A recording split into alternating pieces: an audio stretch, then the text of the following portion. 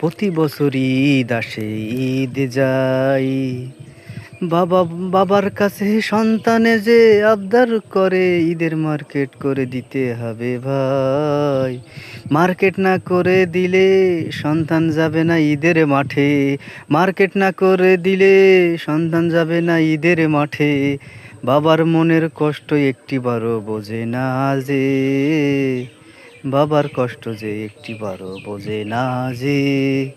স্ত্রী মুখ ভার করে থাকে ঈদের মার্কেট না করে দিলে। স্ত্রী মুখ ভার করে থাকে ঈদের মার্কেট না করে দিলে। বাবার তো আর যাওয়ার কোনো জায়গা যে নাই। বাবার মনের কষ্ট বোঝে কয়জনই সন্তানে ভাই।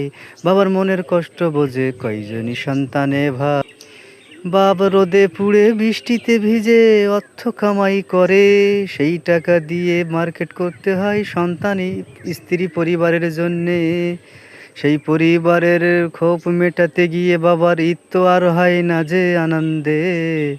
বাবার কথা স্মরণ করে কয়জনই বা সন্তানে